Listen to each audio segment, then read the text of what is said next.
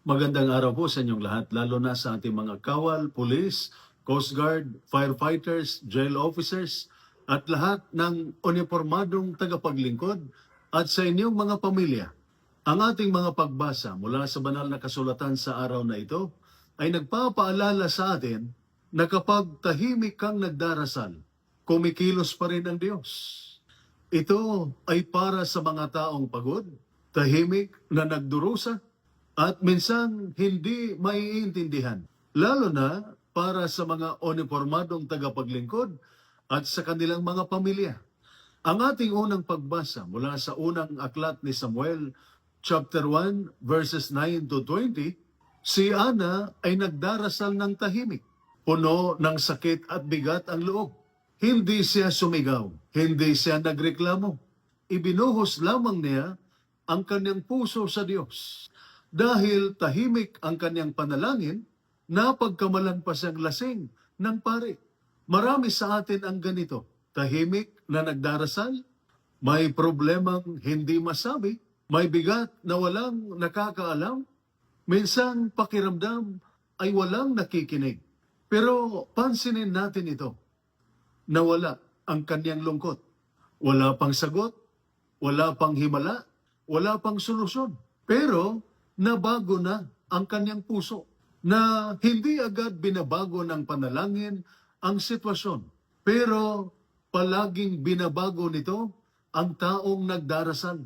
Ito ang lakas ng panalangin.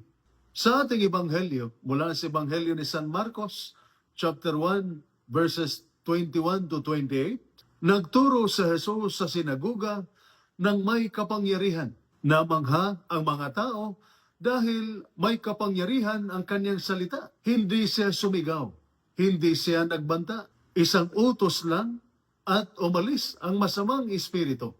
Para sa mga uniformadong tagapaglingkod, sa gitna ng stress, sa bigat ng responsibilidad, sa takot, galit, pagod, at pagkalito, mas malakas ang salita ni Jesus kaysa anumang kaguluhan sa isip at puso. Kapag magulo ang isip, mabigat ang loob.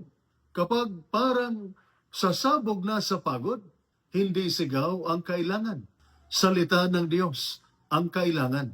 Kaya para sa ating mga uniformadong tagapaglingkod, may mga laban kayong hindi nakikita ng iba.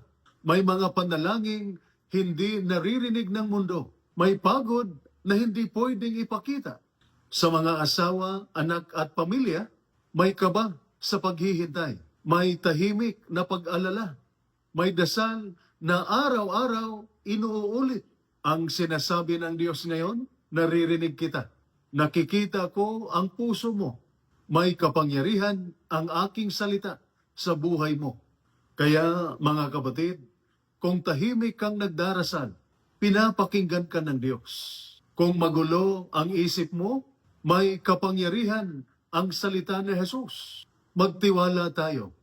Tahimik, kumilos ang Diyos. Pero tunay ang kanyang gawa. Ito po ang salita ng Diyos, ang ating gabay. Manalangin tayo. Panginoon naming Diyos, nakikita mo ang pagod ng aming mga sundalo, police, Coast Guard, firefighter, jail officer, at lahat ng naka-uniforme. Naririnig mo ang tahimik na panalangin ng kanilang mga pamilya. Bigyan mo kami ng kapayapaan sa isip, lakas sa puso, at tiwala sa gitna ng aming mga laban. Kapag tahimik kaming nagdarasal, palakasin mo ang aming loob. Kapag mabigat ang aming mga tungkulin, ipaalala mo na ikaw ay kasama namin sa pamamagitan ni Kristo na aming Panginoon. Amen. At sumainyo at sa inyong pamilya ang pagpapala ng makapangyarihang Diyos, Ama, Anak, at Espiritu Santo. Amen.